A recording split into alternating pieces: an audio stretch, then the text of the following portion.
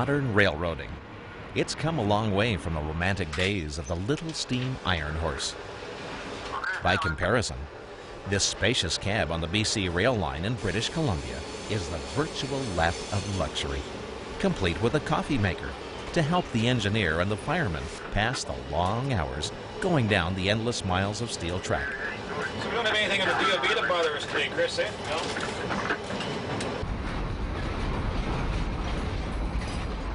While railroading has been romanticized in folk ballads and, more recently, by rail fans, fact is that railroads have always been used for purposes of industry, commerce, and transportation.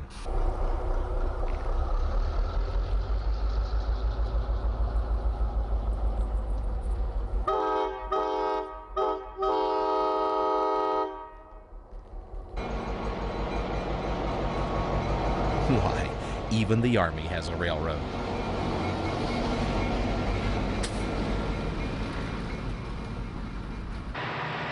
Today, the big diesels, like this triple CSX unit, can pull over 100 coal gondolas as seen here in West Virginia on the old chassis system.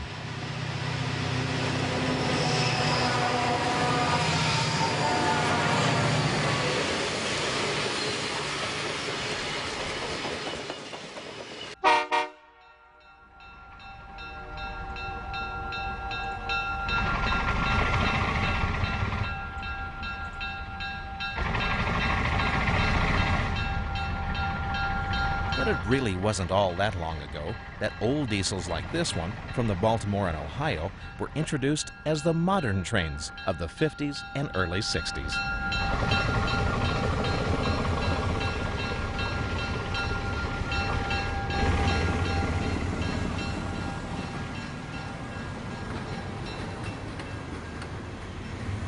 But while these old diesels bore such modernistic names as Streamliner, they still stood in the long shadow of their predecessors, the steam-powered locomotive.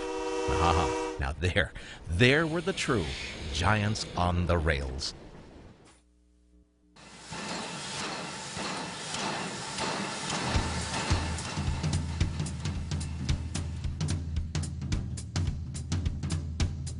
For the next 60 minutes, you're going to witness the largest operating steam-powered locomotives in the USA.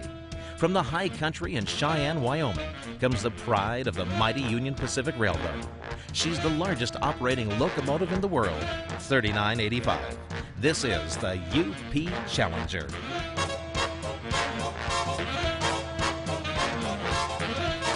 From the Pacific Northwest, this is Portland, Oregon's Freedom Train from America's bicentennial celebration in 1976. It was once known as the most beautiful train in the world. Restored and maintained by friends of the 4449, this is the Venerable Daylight. From Indiana, the Fort Wayne Railroad Historical Society superheated Burke. Left over from the famous Nickel Plate Road, this is the 765, rebadged to run up the old chassis system on the New River Gorge. From Shakytown, the city by the bay, comes a locomotive fully restored by San Francisco's Golden Gate Railway Museum. Here comes SP 2472.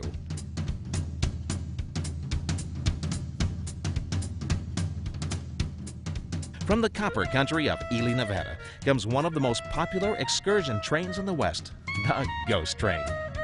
From the banks of the Potomac River in historic Cumberland, Maryland, you're going to ride to the top of the mountain on the Western Maryland Scenic Railway. High in the mountains of beautiful British Columbia, through the snows and up the treacherous Cheakamus Canyon to Whistler Ski Resort, you're on board with BC Rail and the Coast Mountaineer.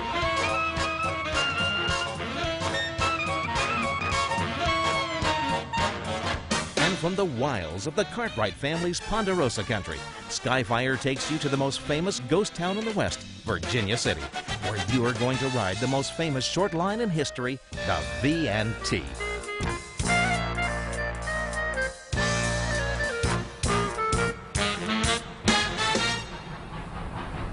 Now, it was a popular belief in those days that the steam locomotive was capable of unlimited power and speed. No doubt this was true.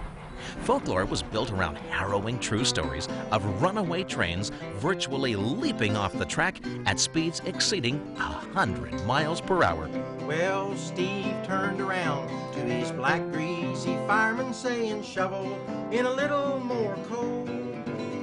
And when we reach that White Oak Mountain, you can really see old 97 roll.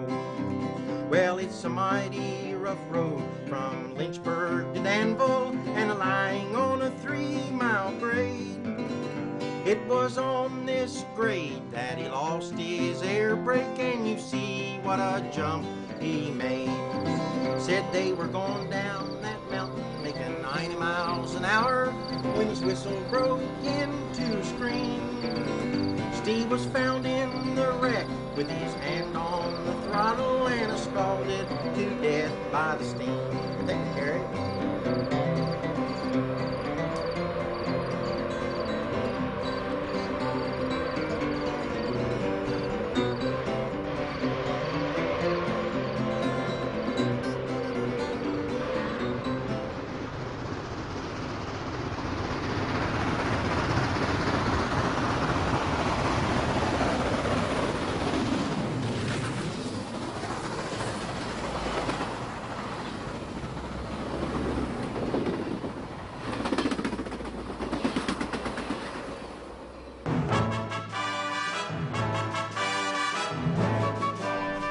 The locomotive we most recognize was the smaller steam engine that helped open our country from east coast to west.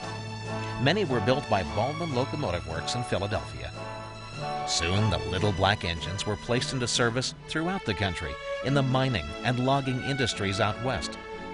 In the heavily industrialized east, heavy hauling and passenger service opened such isolated tracks as the New River coalfields of West Virginia. In select places like this short line operation in Virginia City, you can still ride behind the old steam locomotive as it huffs its way up the mountain over the very same line used by the V&T 125 years earlier. But for the most part, all the great old engines were cut up for scrap during World War II. You see, America needed bullets and steel. It was the patriotic thing to do back then, but it took away many of history's classic steam engines, left over from the height of America's industrial age.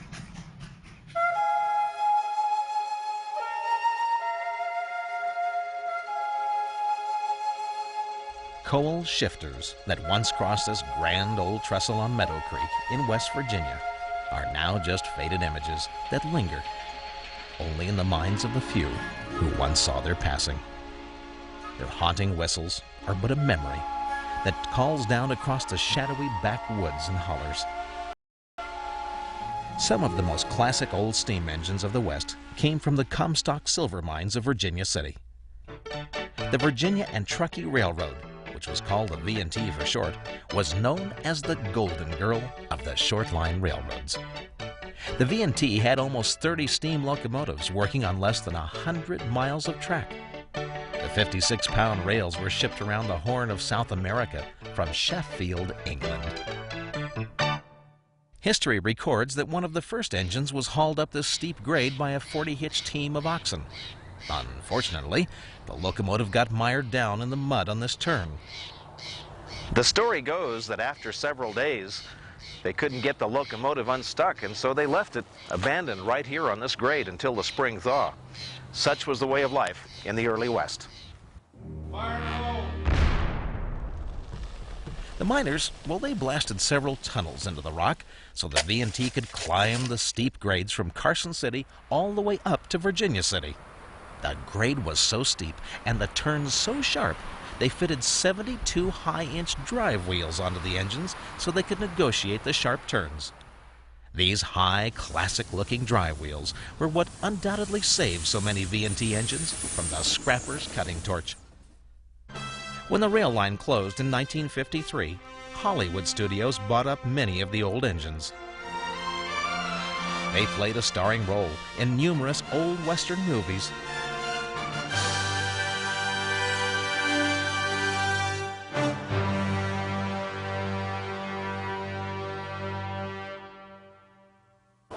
Back in 1862, they didn't have concrete, so they cut these rocks out of quarries and stacked them. They did a darn good job, because here it is 130 years later, and they're still here. You can walk along these old right-of-ways out here in the West and relive that glorious era that was once steam. In select places like this, you can still see the remains of the old V&T trestles down in the canyons. Huh, look at these 12 by 12 beams, soaked in creosote oil for protection from the insects and rotting. They're just as stout now as the day they were lifted into place. Remarkably, these handcrafted trestles still survive from the late 1870s. And though it's almost 125 years old, the same foundation rocks that were laid by hand are just as neatly packed as if the job were done yesterday, thank you. Back then, it was believed that things worth doing were worth doing well, and they did. It doesn't take a lot of effort to find old buried railroad spikes like this along the right-of-way. You can tell the really old spikes by how thin and slender they are. For some, these spikes have a story all their own. Who knows but what some Gandy dancer chucked this very spike right over his shoulder 130 years ago as they set a new section of track right here in this cut. Now down in Carson City, they've restored a great deal of the old V&T engines and placed them in a handsome museum for all to see. This old wood burner is called the Inyo. Her brass is spotless to perfection, one of the oldest surviving locomotives. On holiday weekends, they pull the engines out of the roundhouse and run them about on an oval track. Why, they even have an old turntable, once used to turn the engine and tender after it came out of the roundhouse. This old water tower came from one of the service stops in Washoe Valley. There's not too much film that survives from the original V&T, but here we see it as the engineer and fireman turn the engine across the river in Reno. Today, the old turntable's gone. In its place, a lot full of weeds, surrounded by high-rise casinos. And this is the way number 27 looked when it left Reno and crossed the Truckee River. Today, these old concrete piers are all that remain of the old bridge that crossed the river. The motel sits where the tracks used to run. This is the way the roundhouse looked in Carson City before they tore it down. Grover Russell? Now he was the last engineer to pull the final train over the V&T track. And here a lady waved to the train as it crossed the highway at New Washoe City.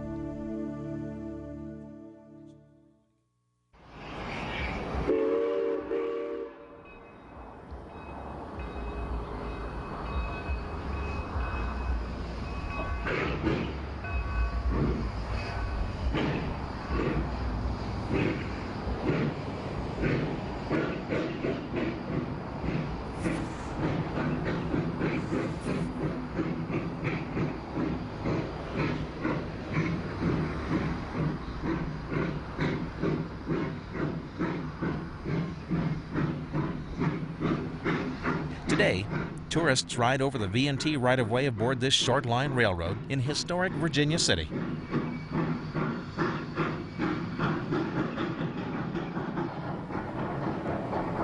Many of the old V&T structures, like the Gold Hill Station, have been preserved.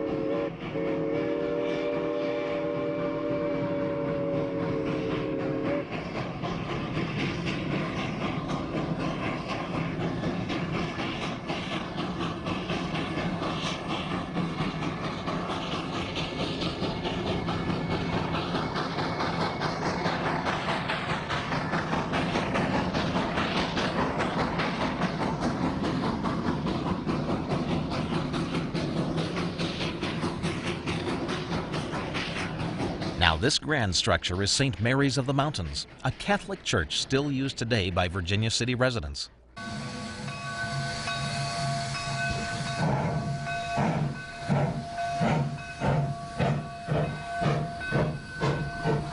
The walls were specially built to withstand vibration.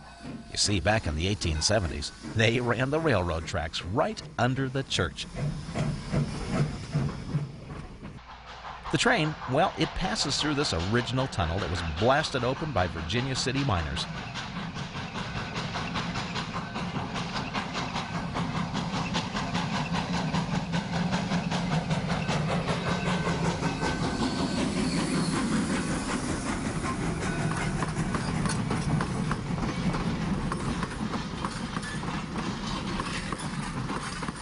Plans are in the works to extend the ride from Virginia City all the way down to Carson City and back.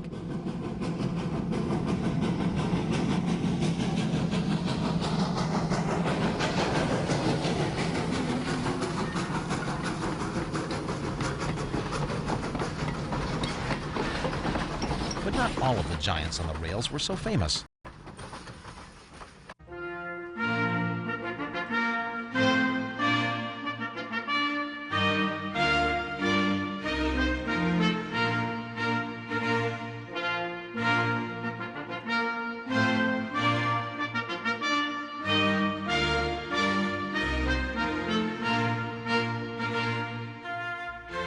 Back in western Maryland, in a town called Cumberland, they ran a steam operation over the Potomac River and up the mountain to the coal mines.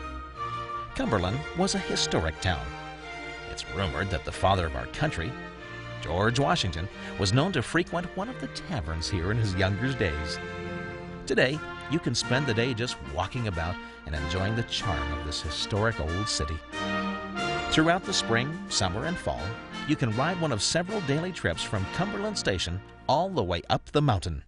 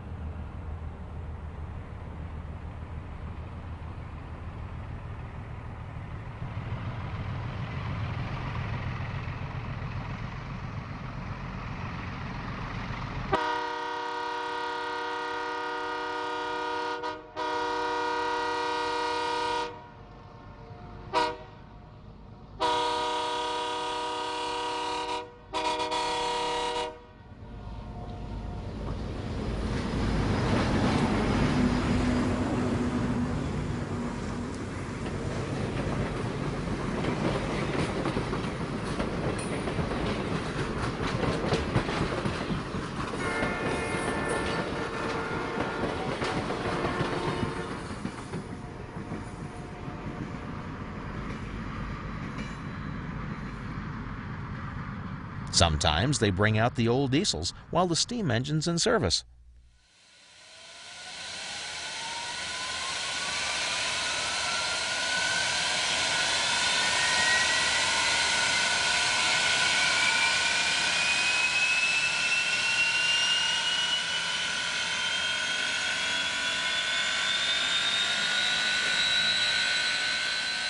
Now, on this particular occasion, they started out early in the morning at the roundhouse.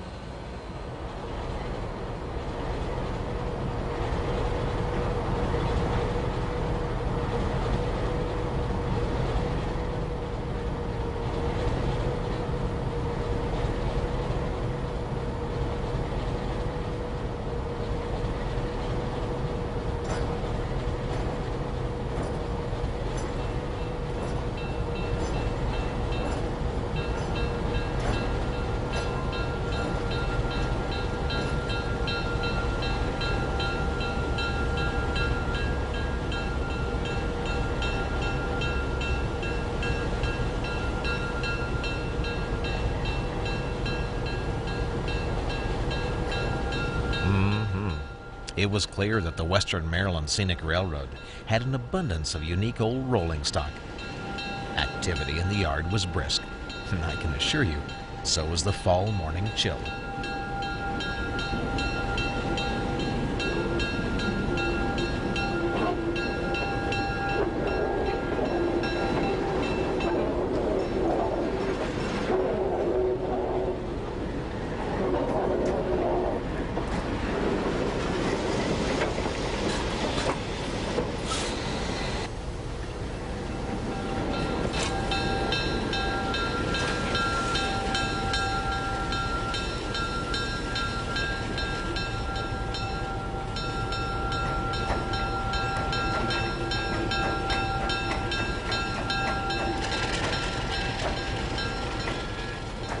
They had filled the tender with West Virginia coal right to the top. Then against an autumn sky, they pulled away from the roundhouse.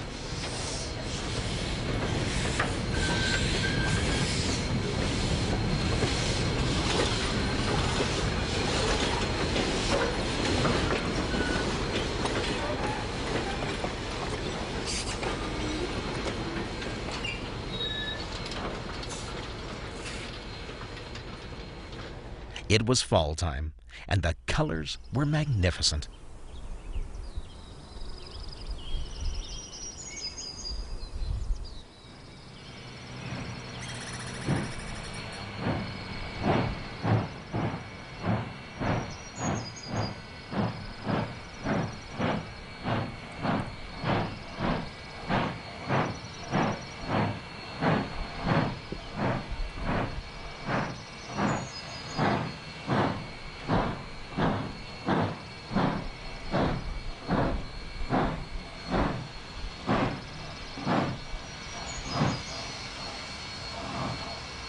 As they pulled the engine out of the yard for the station, we came upon a slick spot where moisture had left the rails slippery.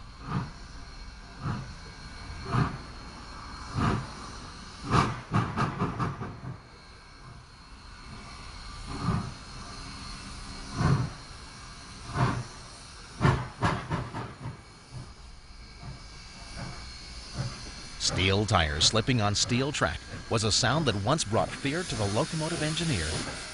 This is very, very hard on the engine.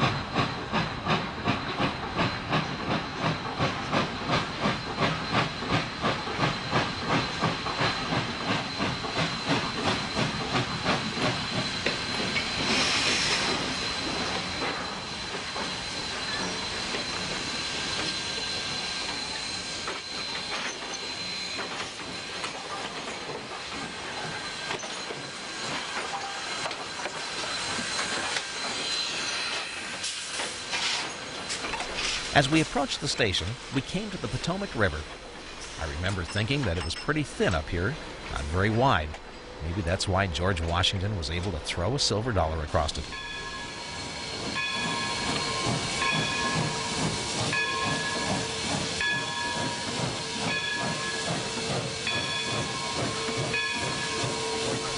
At the station, we loaded up for the trip up the mountain.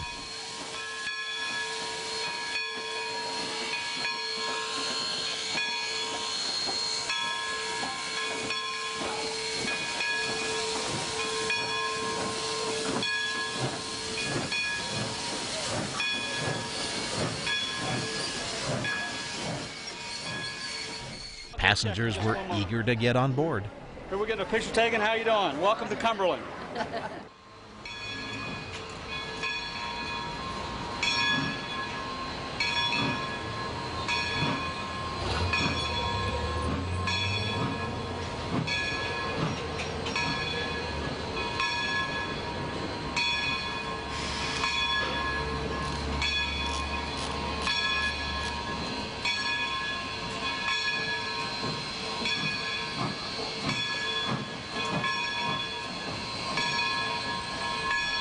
And soon we were underway.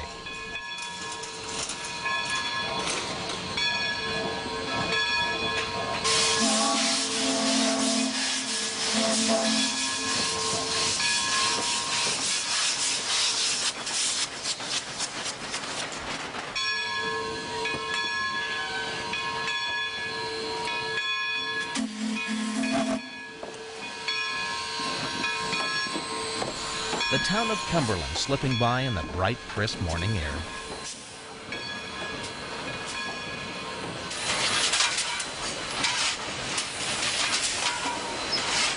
Now, up in the cab where they do all the work, I was wondering why our fireman Dan was so darn skinny. It was a cinch the engineer sure wasn't. But as we started to climb the mountain, I got a taste of what a fireman's workout was really all about.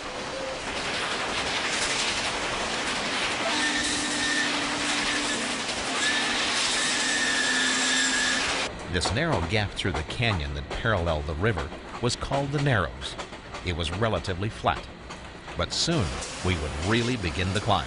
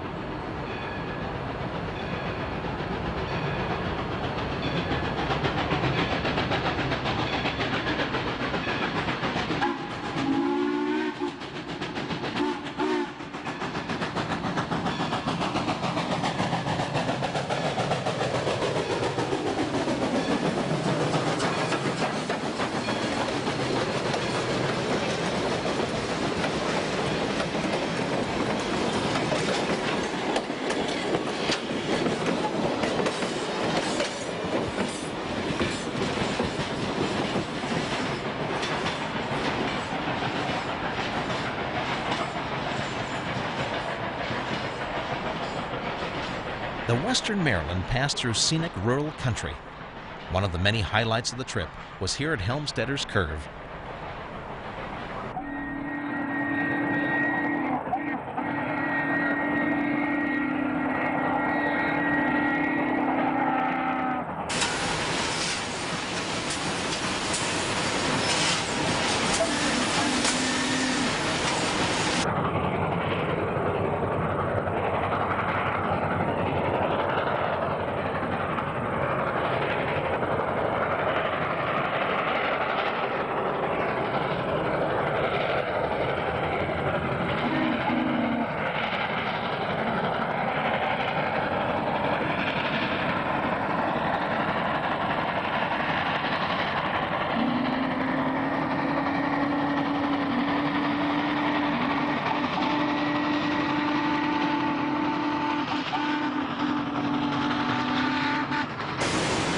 Dan the man had his work cut out for him. Oh, the engine was working all right, but from where I stood, it was Dan who was digging his way up the mountain with a shovel.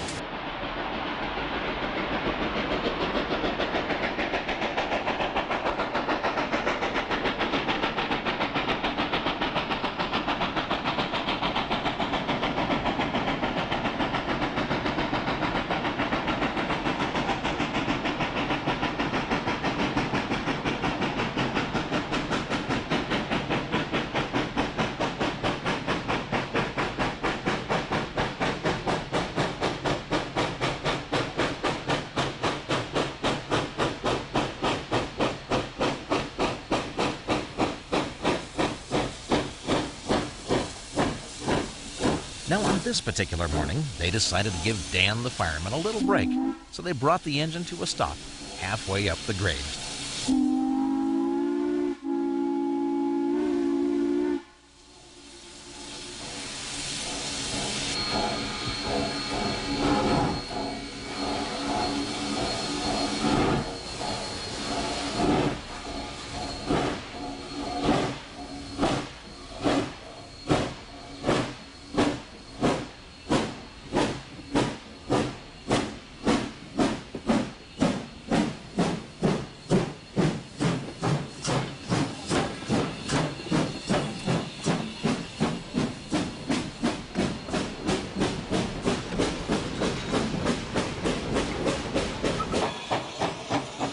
This is the scene Dan was looking for.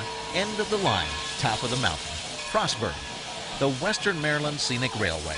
It's uphill all the way, but guaranteed well worth the nominal charge for admission. You won't be disappointed. From the hills of Maryland, Skyfire traveled to the city by the bay, San Francisco. The Golden Gate Railroad Museum had spent several years restoring a giant engine that had once pulled the longest continuing passenger run of any steam engine in the country. SP-2472 had operated as far east as Ogden, Utah, and back west to the Rail City in Sparks, Nevada.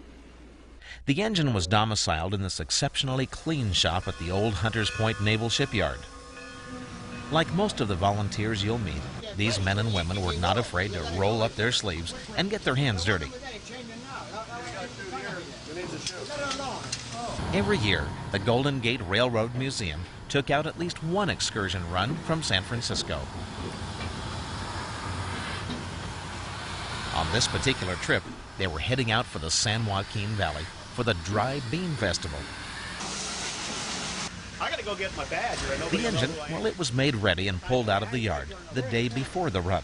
He says there's too much travel on the other side.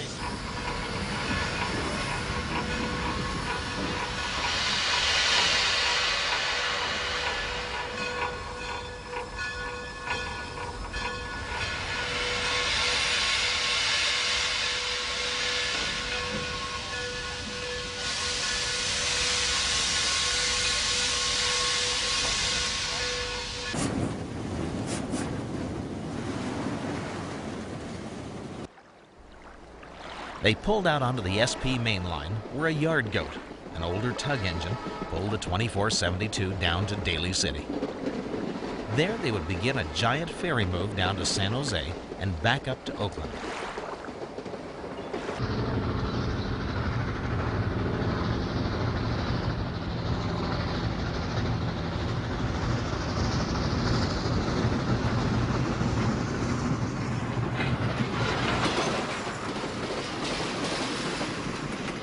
Before being retired from service, the 2472 had pulled daily commuter trains up and down the South Peninsula between San Francisco Station and San Jose. The way the engine was running, this territory was no stranger to the engine.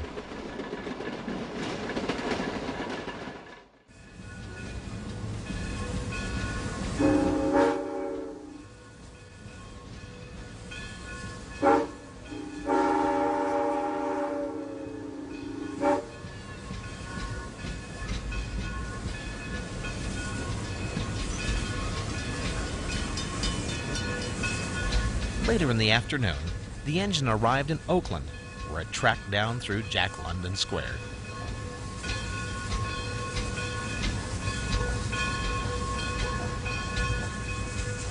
The next morning, the engineer opened the cylinder cocks and left for the main passenger terminal.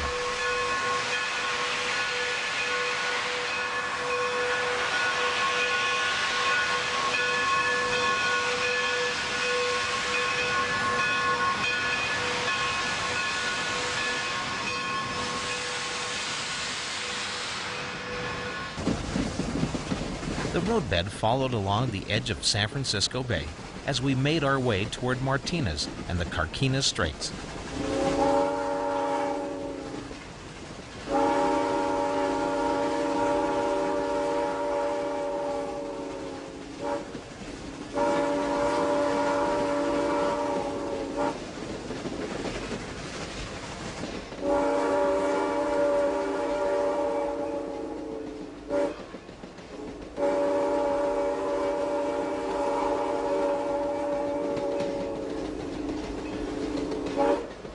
They passed under the Carquinez Bridge and up through the C&H sugarcane factory. What a sweet trip.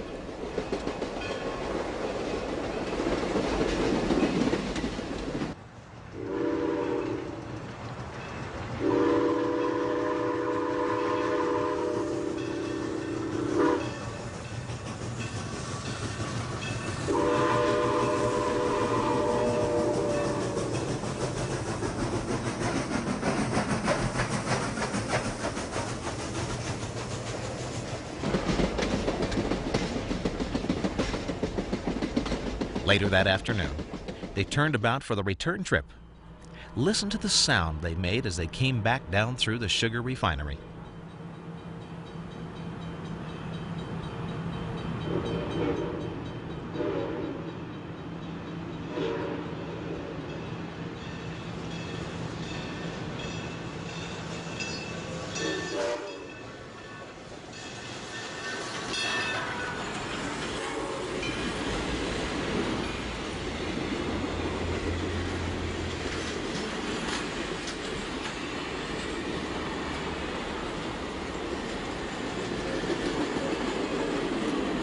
The Golden Gate Railroad Museum takes several trips each year.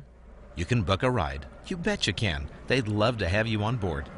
Besides, your admission is what makes it possible to maintain and run this marvelous steam locomotive.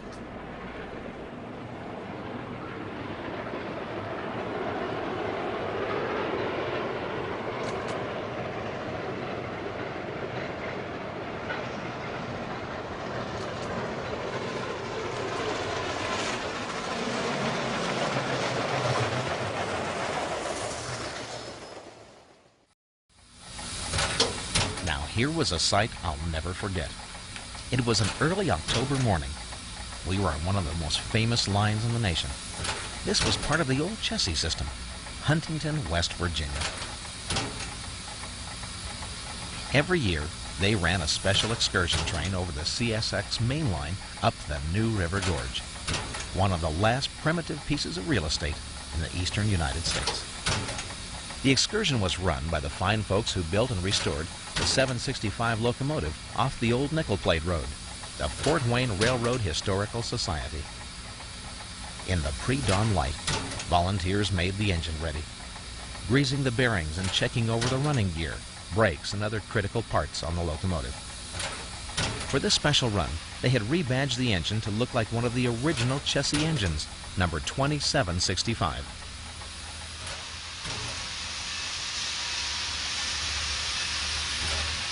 As the train left Huntington Yard, the cylinder cocks were opened to vent moisture from the chambers so the cold steel wouldn't burst under pressure.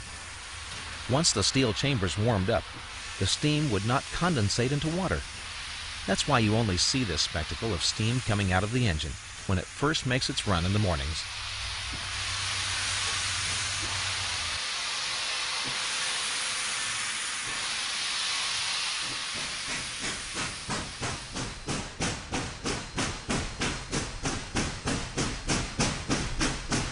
Now, on this particular day, you could cut the fog with a knife. We heard the engine long before we saw it coming.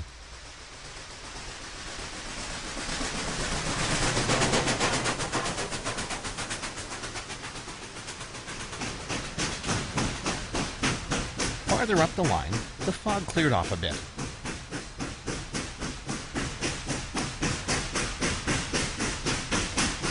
Soon we passed through Charleston, the capital of West Virginia.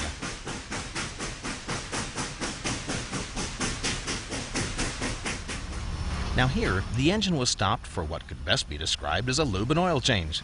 This was the town of Montgomery. The local fire department, well, they turned out all hands to fill the locomotive's water bottle. I took the opportunity to ride a few miles in the cab with the crew. Rich Melvin was the engineer on this part of the trip. Poor old Rich. Little did he plan for the 25 miles of moist, slippery track. For almost an hour, he fought to keep the engine from running away. You've got to have power to climb a hill, but every time he added power, the wheel slipped on the track. Finally, at a picturesque location called Hawk's Nest, we came out of the shadows and got some traction.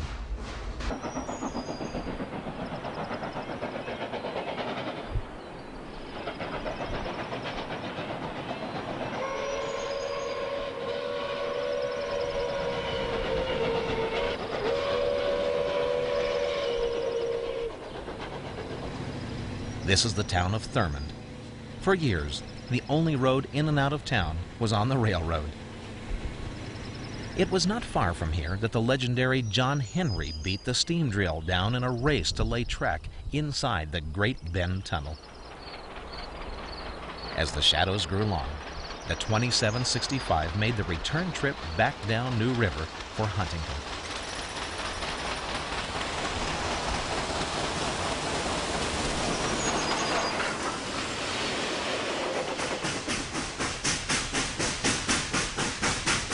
This is one of the most spectacular excursions in America.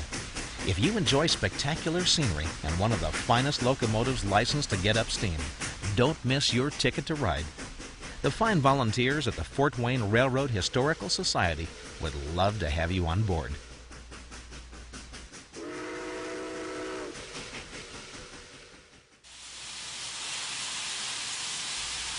Well, there are giants and there are giants. But here is the undisputed giant of the rails. This is the Union Pacific Challenger.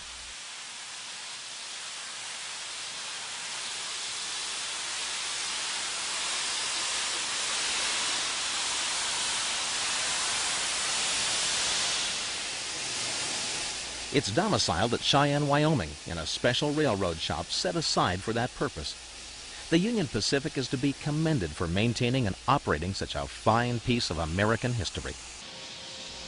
The Challenger is so big, it's like two steam locomotives rolled into one.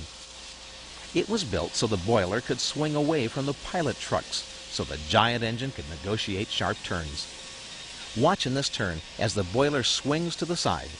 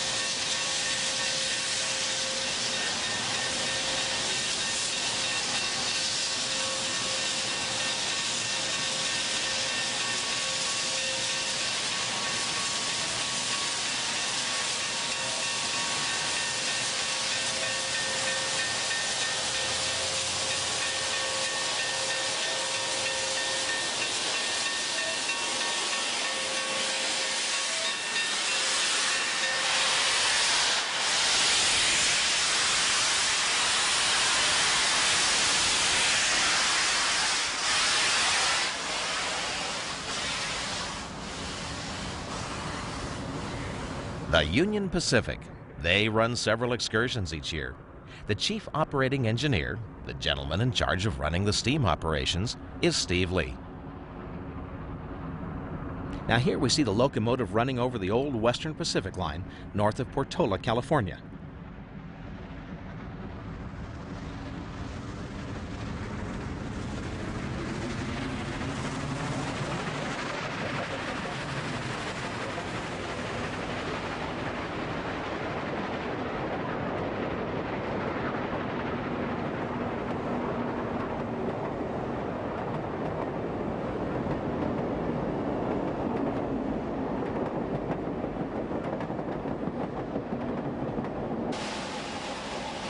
Inside, the cab is immense. Even with such a giant engine, when it gets up to speed, it's one wild ride inside.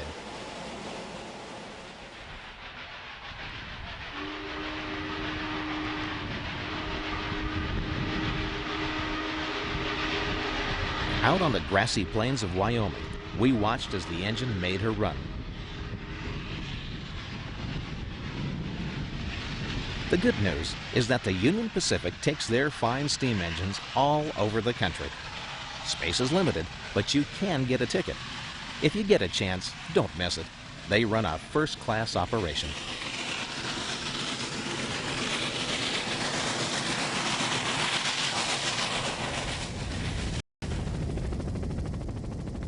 On our next stop, Skyfire traveled up to Vancouver, British Columbia. We had been invited to film Terry Ferguson's special wintertime trip on the Coast Mountaineer. This was one of the most scenically beautiful railroads I've ever visited. The rock walls in this country were glaciated thousands of years before during the last ice age. They carved the railroad right-of-way right out of the rock.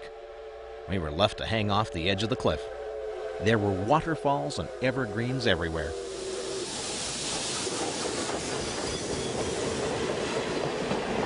We followed the engine up the fjord to the town of Squamish.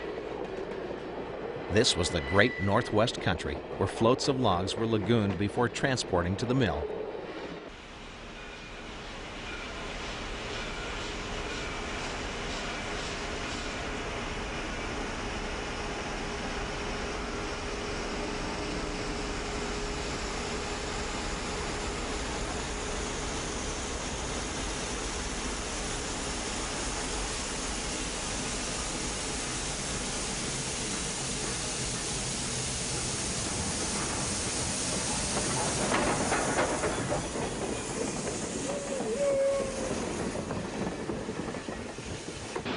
As we climbed higher toward Whistler Ski Resort, the ground was spotted with snow. It was like a picture postcard.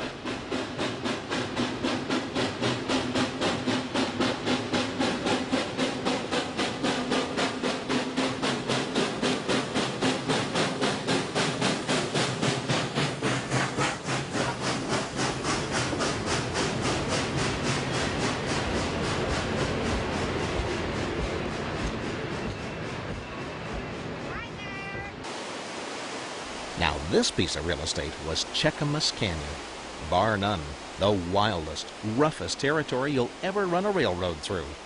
The Coast Mountaineer strained as it climbed up this formidable grade.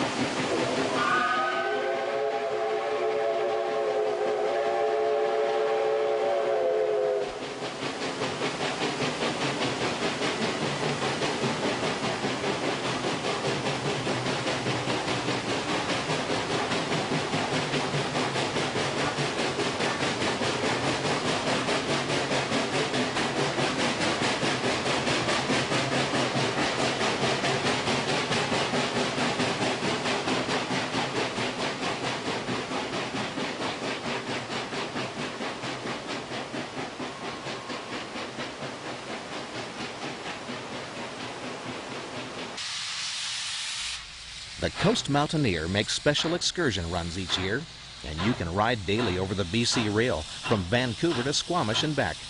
You'll never travel a more scenically beautiful piece of America.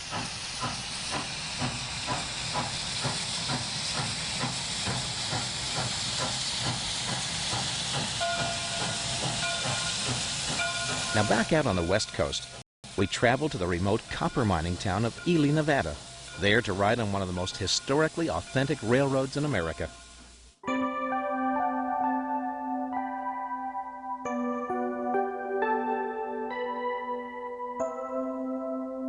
We got to the yard early on a spring morning before sunrise.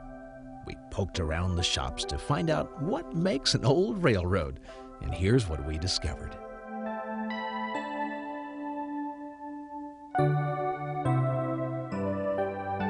This small car was used by the weighmaster to check the accuracy of the railroad scales.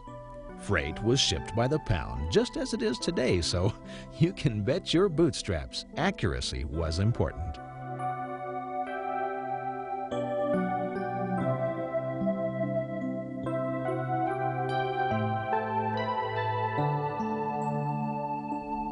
Inside the old shops, everything was just as it had been the day the railroad closed.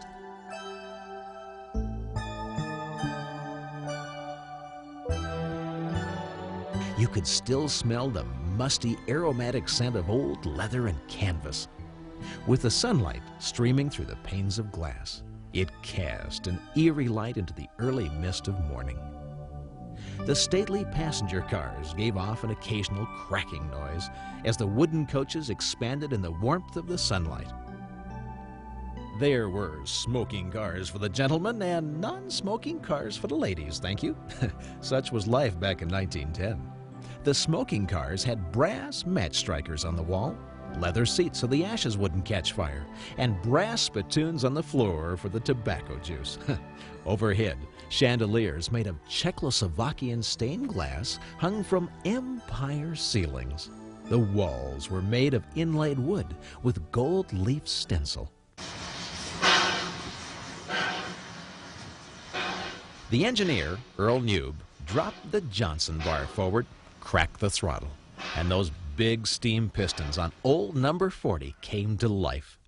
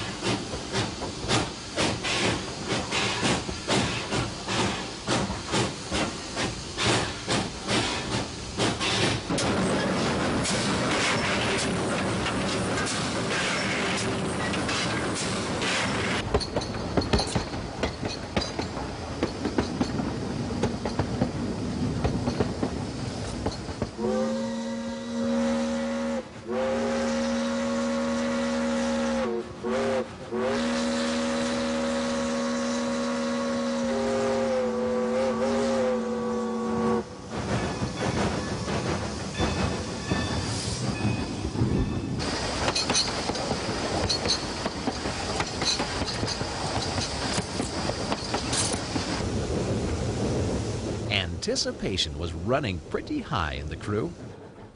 We've shot a lot of high-speed jet aircraft and mounted our cameras all over the place on classic World War II fighters. But this was my first ride on the front of a hot, dirty, sooty, sweaty, steam-powered locomotive. Was I excited? George Bush, read my lips. I was pumped. Now the train began up a gentle incline that parallels the town of Ely on our left. From the camera inside the high railer that's just in front of the engine, it's a pretty bumpy ride, a lot more than we had imagined.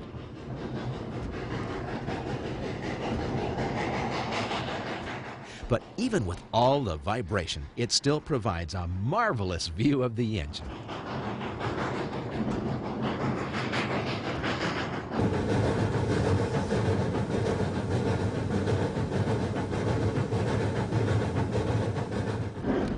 Here comes the tunnel, but we've got problems. The high railer with the camera in the back has got to slow down, or it will jump the tracks inside the tunnel. And that big old 75-ton engine is not slowing down.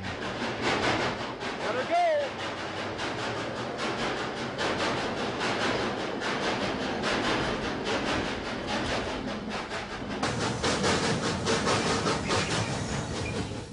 Well, I decided to give the driver of that high railer a little bit of encouragement to get the heck out of the tunnel before we all became hood ornaments on the front of that big old Baldwin locomotive.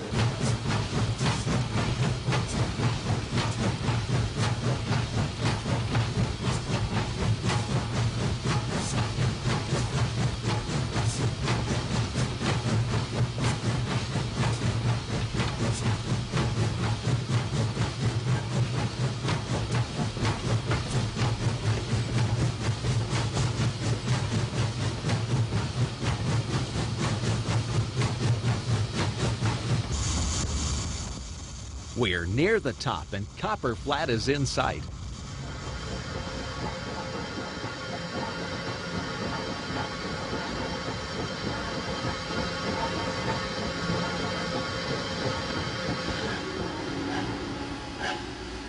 We made it, and the engineer comes off the throttle.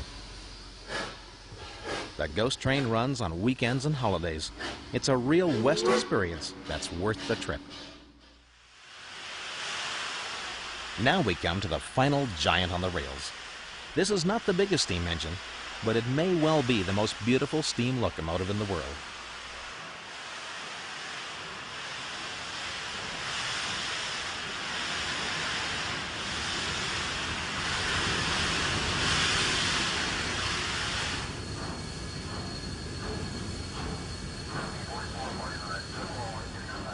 The lead gray skies and the black steel bridge trusses added to the feeling of mystery that each of us felt, as if we were stepping back in time.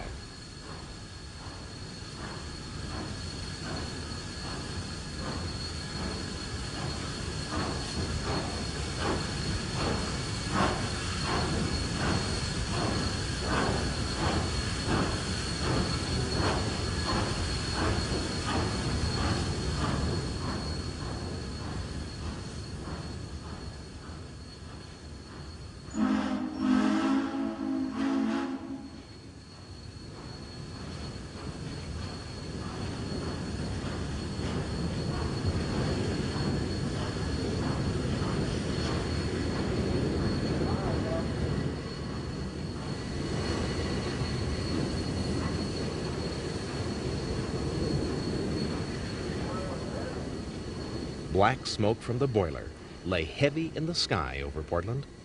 Pat Tracy was our fireman.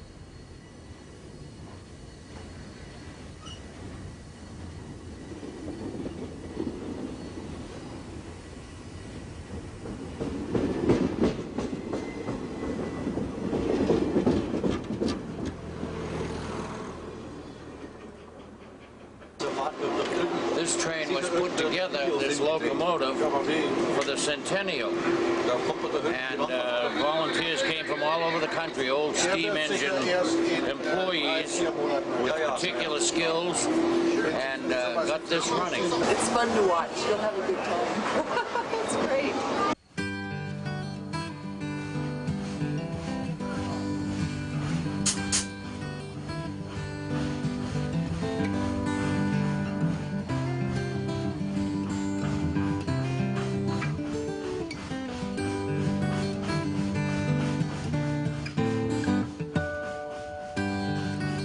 The rain clouds had been blown away, and warm sunlight streamed through the windows.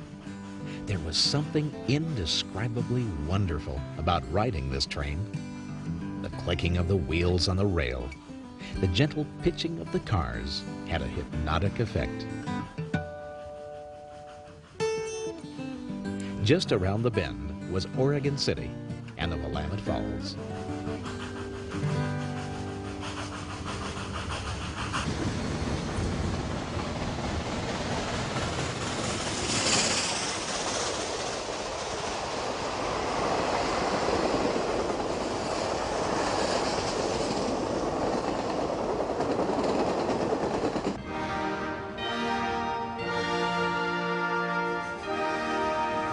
We were climbing through a tall stand of Douglas fir as the daylight's exhaust erupted into volcano-sized clouds of vapor.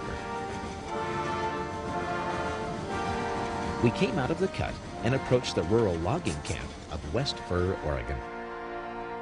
In the center of town was this beautiful old covered bridge. This was to be our final crossing of the Willamette River.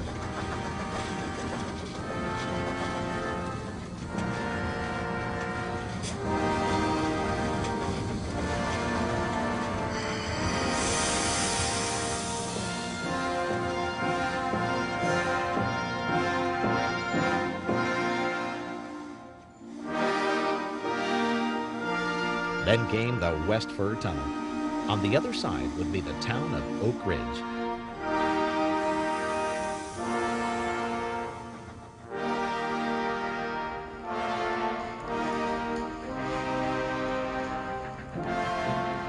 As the daylight pulled into Oak Ridge, Oregon, there were people all along the trackside.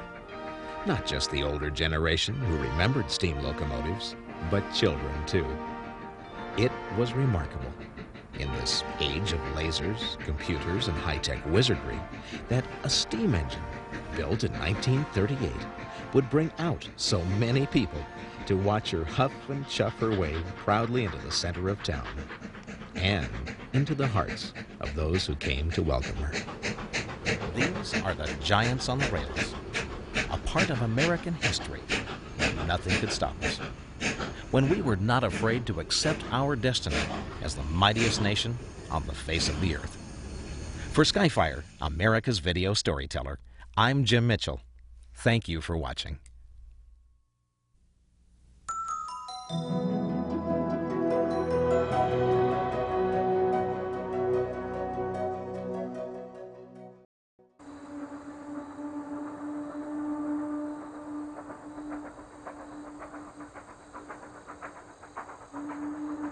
It was a cold, foggy morning, the kind that made you fasten the top button on your overcoat. Hot steam from the locomotive rose slowly into the gray stillness. The air pumps, heartbeat of this mighty machine, hammered back and forth like an angry tempest. The signal was given to pull the blue flag. The fire was hot. The engine was ready. Engineer Rich Melvin cracked open the throttle, bringing to life over 400 tons of steam locomotive.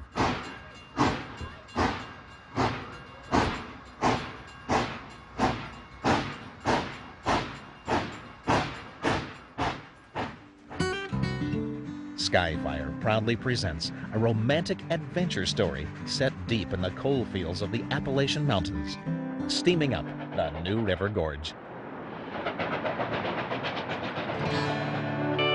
We'll take you back to places forgotten by time, sleepy dark hollows where powerful Shay locomotives climbed the precipitous cliffs, hauling coal shifters back down to the C&O mainline. Steaming up the New River Gorge is set against magnificent fall colors. You'll discover the fascinating story of Thurmond, where the only way in and out of town was on a railroad track. And people would come in on the train with briefcases of money. Just come get a Thurman to Galveston and get back on the train and go back to Chicago or New York or wherever they come from. Really? Yes, sir. Right here in Thurman. We'll take you inside the Great Bend Tunnel, where John Henry beat the steam drill down.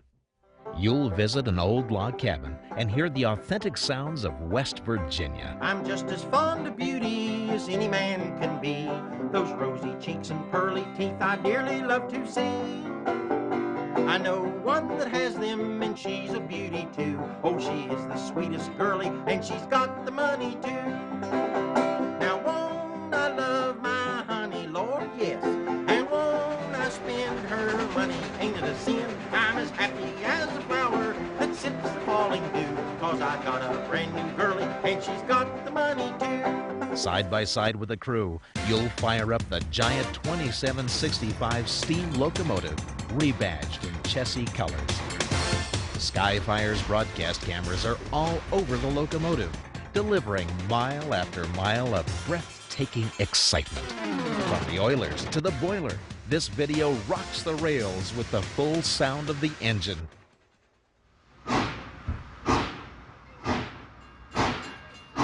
If you enjoyed watching Daylight Express, wait till you see Steaming Up, the New River Gorge. Available right now from Skyfire, America's video storyteller.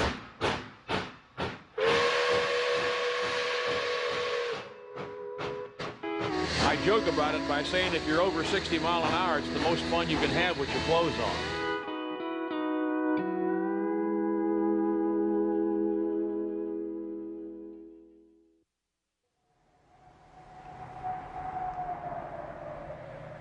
Skyfire presents the beginning of an exciting new series.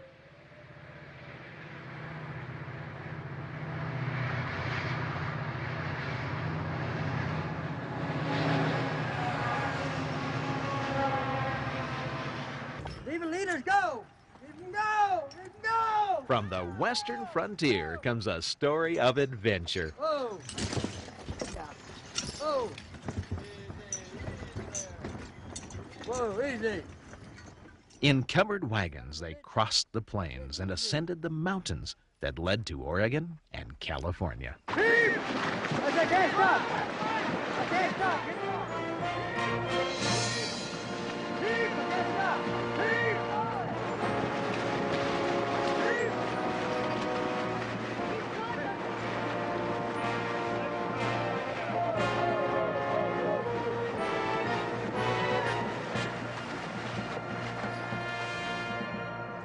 Wagon trains had their place, but what the West really needed was a more dependable mode of transportation, a railroad. And Ghost Train is the story of a forgotten Western railroad.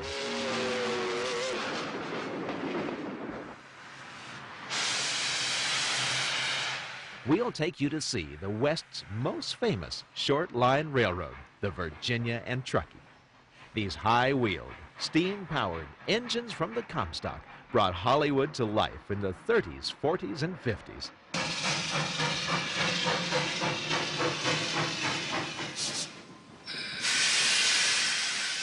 And then the Ghost Train.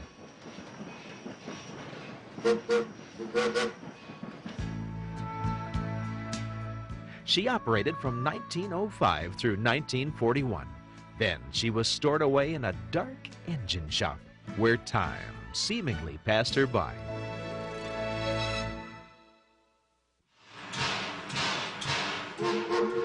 Recently discovered, the engine reappears in a true blaze of glory as Skyfire takes you for an unforgettable ride on the rails.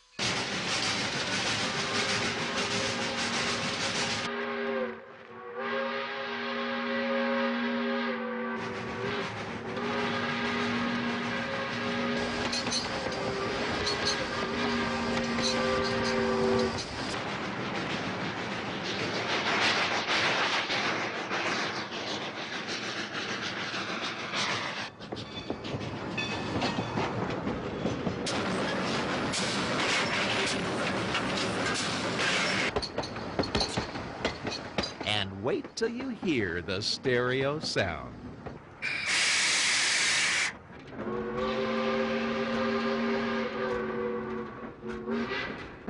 Here comes the tunnel, but we've got problems. The high railer with the camera in the back has got to slow down, or it will jump the tracks inside the tunnel. And that big old 75-ton engine is not slowing down. Let her go!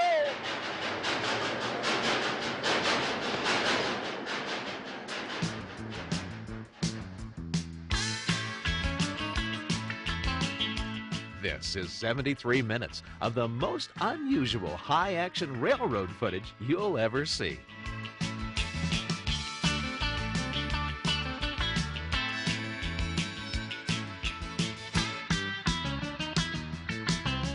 Ghost Train, available now exclusively from Skyfire.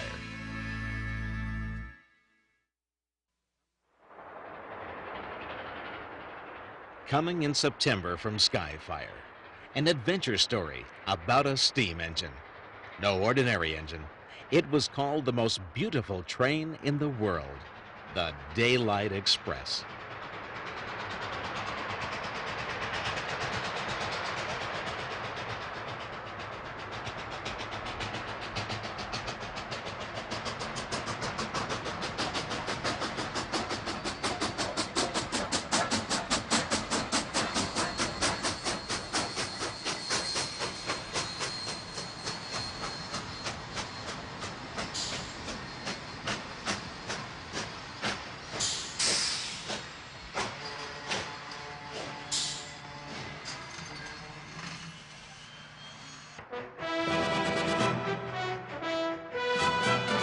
Specially contracted by Southern Pacific Transportation Company, Skyfire chased this magnificent orange machine over the rugged snow-covered Cascades of Oregon, past Mount Shasta, and down through the precipitous Sacramento River Canyon to the gold country of California.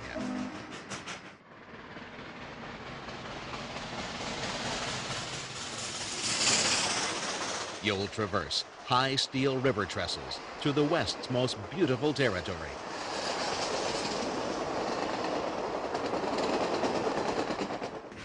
Riding on top of the engine, you'll forge through 23 hard rock tunnels.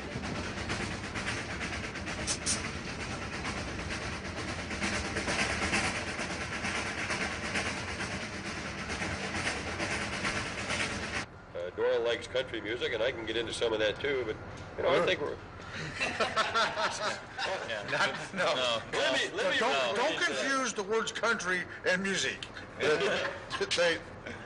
Oil and water. Behind the scenes, you'll meet the crew and hear their incredible true stories. Ride in the cab with Doyle McCormick and his firemen as they generate volcano-sized steam clouds. Sound for this exceptional 90-minute videotape was digitally recorded using Colossus 4-channel stereo microphones. If you never buy another video, don't miss your ticket to ride the Daylight.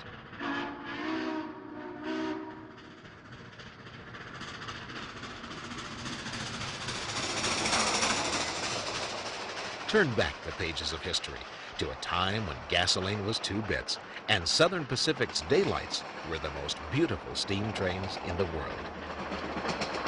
Daylight Express, available now from Skyfire. Everyone knows what lies above the surface of Lake Tahoe, but what mysteries lie hidden under the water? Now on video, an adventure story more strange than fiction, The Sunken Treasures of Lake Tahoe. You will explore ancient forests submerged over 5,000 years, extraordinary geological canyons seen here for the first time.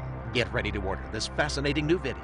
Learn the haunting story of Tahoe's creation, fiery volcanoes, frozen glaciers, icebergs on Emerald Bay, exceptional deep-water photography never seen before. Glide with Tahoe's deep-water Mackinac, and for the first time, learn startling new facts as cameras dive 372 feet on the wreck of the steamer Tahoe. Discover The Sunken Treasures of Lake Tahoe, hosted by John Tyson.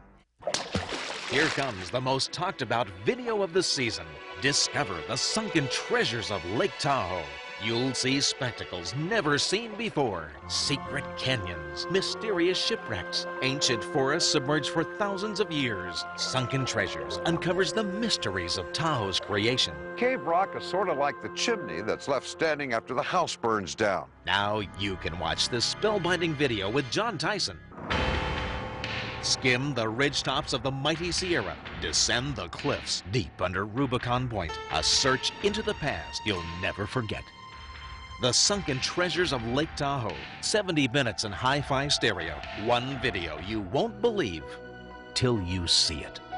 Order toll-free 1-800-852-2330. 800-852-2330. Satisfaction guaranteed by Skyfire or your money back. So order now, 800-852-2330.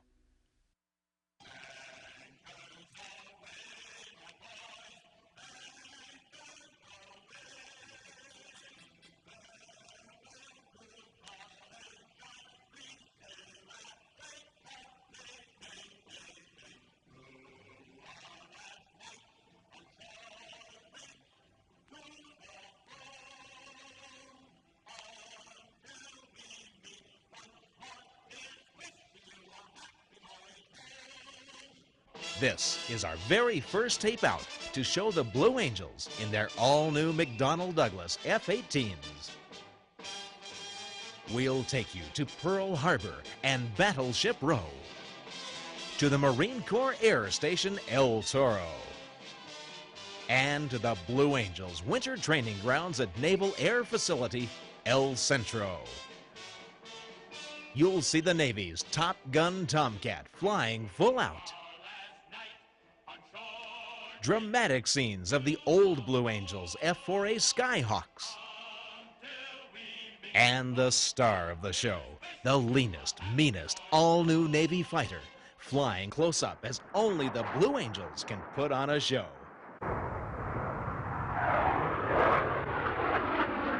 Navy's Angels, dynamic stereo, at an all-new low price from Skyfire.